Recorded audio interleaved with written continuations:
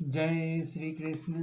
कल के श्लोकों में हमने सुना था जैसे भरतवंशियों में श्रेष्ठ अर्जुन को भगवान जी ने ज्ञान दिया, कृष्ण भगवान जी ने ज्ञान दिया। प्रारंभ में ही इंद्रियों को वश में करके इसके पाप के महान प्रतीक का दमन करो और ज्ञान तथा आत्म साक्षात्कार के इस विनाशकर्ता का वध करो।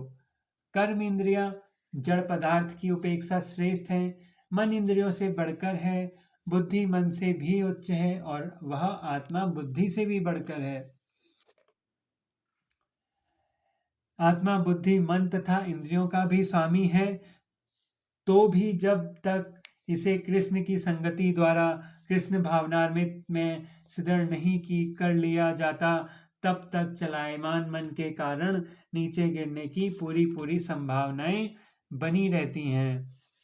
अब हम आगे के श्लोक पढ़ते हैं और ये अंत श्लोक है हमारा कर्म योग अध्याय का, अर्थात श्रीमद् भागवत कथा की जो हमारी कथा चल रही है उसका तृतीय अध्याय कर्म योग का आखिरी श्लोक है। एवं बुद्धेः परम बुद्ध्वा संसद्भयामात्मना जहि शत्रुं महाबाहो काम रूपम दुरासदम।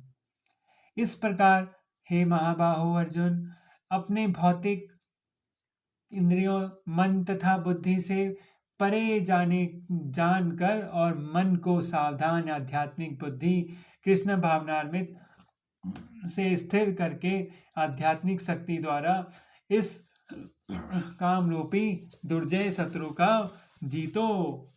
तात्पर्य: भगवत गीता का यह तृतीय अध्याय निष्कर्ता मनुष्य को निर्देश देता है कि वह निर्विशेष शून्यवाद को चरम लक्ष्य न मानकर अपने आप को भगवान का शाश्वत सेवक समझते हुए कृष्ण भावनामृत में प्रवृत्त हो।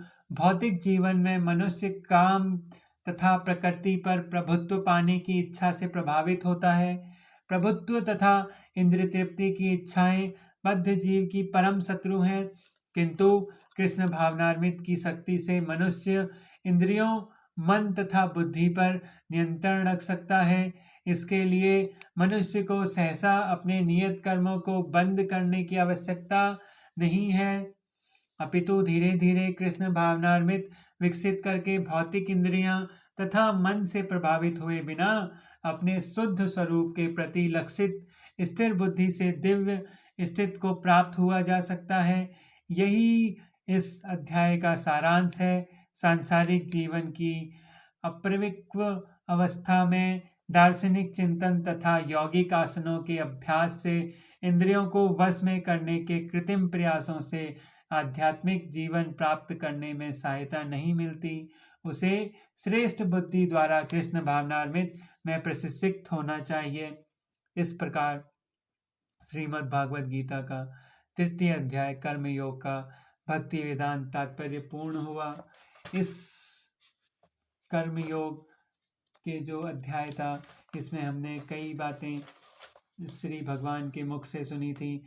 जैसे उन्होंने कहा था, यदि आप बुद्धि को सकाम कर्म से श्रेष्ठ समझते हैं तो फिर आप मुझे इस घोर युद्ध में क्यों डालना चाहते हैं, ऐसा अर्जुन ने कहा था। इस पर भगवान ने कहा, मैं पहले ही बता चुका हूँ कि आत्म साक्षात्कार का प्रयत्न करने वाले दो प्रकार के पुरुष होते हैं। कुछ इसे ज्ञान योग द्वारा समझने का प्रयत्न करते हैं, कुछ भक्तिमय सेवा के द्वारा समझने का प्रयोग करते हैं। न तो कर्म से विमुख होकर कोई कर्म फल से छुटकारा पा सकता है और न केवल संन्यास से सिद्धि प्राप्त की जा सकती है। जो मानव जीवन में इस प्रकार वेदों द्वारा स्थापित यज्ञ चक्र का पालन नहीं करता, वह निश्चय ही पापमय जीवन व्यतीत करता है। ऐसे व्यक्ति केवल इंद्रियों की तुष्टि के लिए ही व्यर्थ जीवन जीता है। सारे कार्यों को मुझ में अर्पित करें, अर्थात भगवान में अर्पित करें। मेरे पूर्ण ज्ञान से युक्त होकर लाभ की आकांक्षा से रहित, स्वामित्व के किसी दावे से के बिना तथा आलस्य से रहित होकर अपने कर्म करें, ऐसा श्री भगवान ने हमें उपदेश दिया है।